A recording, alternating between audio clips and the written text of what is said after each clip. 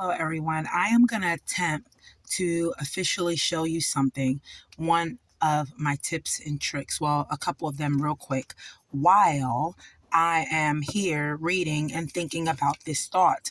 I want to share with you all this. This is not scripted. And I'm barely going to edit it, barely. So just pay attention really quickly. And this is just my tips and tricks to reading, because I have a lot of people who say to me, how do you get through these books so quickly? And you read through thick books and these big old books. And as you can see here, this book is how many pages? Well, we're on 444. So that must tell you there's a lot here. And it's 725 pages. Okay, that's including the acknowledgments, as you can see. All right. I am a big, huge fan of reading and reading and understanding what you're reading, and also clarifying your words when you read. So I'm going to show you by example how I read my books, and you can kind of put together the pieces in your own brain on how I can get through reading so fast. And a lot of times it's really mainly because I'm reading plenty of books at the same time. But sometimes, especially now that I'm coming out of tax season, during business time, where I'm really, really super busy, sometimes I'm only reading, like, sitting on one book. However, I get through that book so quickly, and sometimes I don't even realize it myself. But in general, I'm a fast talker, but not a slick talker, if you understand what I mean. But I'm a fast talker, and I've always been a good reader, I would consider myself. However, in my mid-30s, I actually started to realize how much work I needed as far as reading, understanding what I was reading, and what tips and tricks I can use for myself that later on I could possibly share with others. So here we go. Right now, I'm in the middle of this book. This is Band of Sisters, okay, by Lauren Willing. Okay. And I'm showing you by example. Now, here's what I do. This just helps me. You don't have to do this, of course. But I use these little tabbies here, right? It doesn't matter what colors they are. But I'll put a tabby wherever I'm at, because I'll be reading and then all of a sudden the baby cries. So I have to stop now. Boom, close my book. And I'll take this tabby and I'll put it right here, because sometimes I'll stop in the middle of a line. So I'll put it right underneath the line where I'm at, and I'll come right back to it. Okay. When I open it up to read, I just stick it here at the top until eventually it can't stick anymore, and then I have to change my stickies. The green is just that motivation tab. This green is to tell me I'm done, I have completed it, and I'm getting close to the end of that chapter. That's what the green sticker means for me. So here we go. This is how my reading actually really flows. This is no time. This is no speed up of time or anything. This is me actually reading. And that's another thing that I do that I forgot to say, is that I read out loud as much as I can. There's times where I have to read out loud, but very low, because my family's sleeping. And out of respect, I like to read late. Sometimes 2, 3 o'clock in the morning. Sometimes I crochet until 2, 3 o'clock in the morning. And the babies are sleeping. The husband's sleeping. Children are sleeping. And so forth. So anywho, let's get into it real quick, so I'm not drawing this out and making a long video. Hopefully we can keep it under 5 minutes so you guys can get the drift. All right. Some people use the finger method. I'm not really a finger person. I have tried different ways and different methods, and I have ultimately boiled down to my eyes is my best bet. Sometimes I might go like this if I'm really trying to pace myself and get through it really quick while I'm cooking or whatever the case may be. All right. So now you guys just follow along, but I'm showing you guys my pace as if you guys were not watching me right now. How can you say that? You're nothing but good. Everyone loves you. Yes, Kate had said those things, but she hadn't meant them. Not really. All right. Maybe a little bit, but not like this. Do you think Alice would have told me about her sister? Not in a million years. You're our conscience, Emmy. You're our heart. We need you. To be angel of the Barak, I don't even know what that means. I don't need to worry. I'll abandon the unit. I'll tell everyone about the wonderful work you're doing and get them to send money, real money, not someone's grandmother's shawl. She can't help herself, Julia, had said. And so when I mess up, I always stop real quick, and I'll go back and I'll say, screw that. Let me go back. She can't help herself, Julia had said.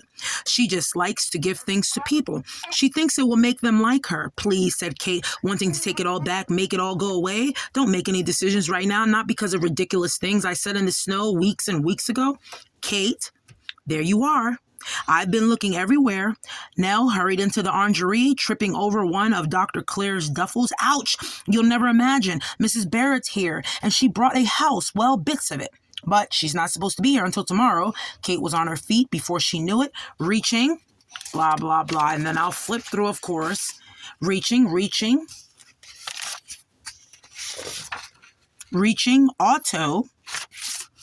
automatically to check that her hair was straight. Hope you guys can see that. Automatically to check that her hair was straight. Did you see a house? Nell gestured wildly with her hands. Didn't you hear the truck? She brought it in pieces. She got some Red Cross men measuring for it behind the chateau. They are to put down the foundation tomorrow. It's to be a Marie Ecole when we leave, but a house for us and a place to hold our classes in the meantime? That will make Anne happy, said Emmy in a slightly wobbly voice. So, made a mistake. She so wanted a better place for her classes. I'd best go see. Kate paused, looking anxiously at Emmy. She couldn't just leave things like that. Not when she'd made Emmy feel horrible and hadn't even realized it. Or maybe she had. Maybe she wanted to punish Emmy for paying her way and not telling her. I'm not sure how I had that face in, but I hope that wasn't too crooked for you all there. So let's pick up real quick. We're going to pick up on the or. Okay. Or maybe she wanted to punish Emmy for paying her way and not telling her. Go on. Emmy smiled at her, the sort of smile that didn't reach her eyes, which were still terribly, heartbreakingly sad. You're the assistant director. They need you there. I'll go help Alice with sorting what's left in the cellar. It was hard to go greet Mrs. Barrett with the requisite enthusiasm. Mrs. Barrett in her sparkling new uniform, that was the color their uniforms used to be, which Kate had nearly forgotten. Miss Barrett with her. Blase, blase, blase, blase, blase.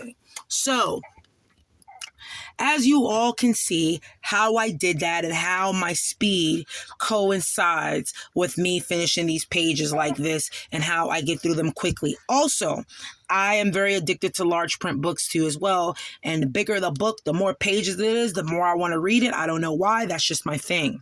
But I tend to realize that the smaller letter words kind of could be deterring sometimes. You're like, oh my God, there's so much words on a page. But when it's kind of set up kind of sort of elementary style, perhaps, with just bigger letters where you can clearly see what you're reading, it does challenge you to want to just finish it up. And then by the time you know it, you're saying, oh, I'm just going to stop right here. And then you're to the next one, especially if the book is good. If the plot is good, if the storyline is good, you're going to want to keep going. If the plot is not good and storyline is not good, you might get through halfway through the book, which has happened to me on plenty of occasions. I get halfway through a book and I am not reading that sucker anymore because I'm like, I'm totally not giving you my time. You're not good. You're not worth it. I'm done with it. And then I'm just done with it. And I can take the criticism too as a book writer too as well. Sometimes there's just crappy books and there are books that deserve like, oh my God, it brought me to tears. Now this book is actually picking up and I've realized that of course with reading, now that I'm addicted to reading, I'm a total bookworm. I realized that when you get to the middle of the book is when it really starts to get juicy. Okay. And then when you get, of course, closer to the end is when you just really, really want to know. So I hope that helped you all. And if it did, please leave me a comment below. And if you feel like it, give me a like. And if you definitely feel like it, subscribe to me so you can see some more videos on just a little bit of quick my tips and tricks on how to get through your books, understand them, but actually read and finish them, man. Because I'm telling you, reading is cool. Reading is cool. And the more you educate yourself, you can't fail. You can't fail. You don't want to waste your energy and your life on what you can't change because at the end of the day, you're not ruled by society. Okay? So focus on discipline.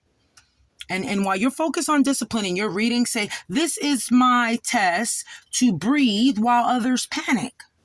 Because at the end of the day, remember that true mental stress means letting go and adapting to life and, quite frankly, carrying on.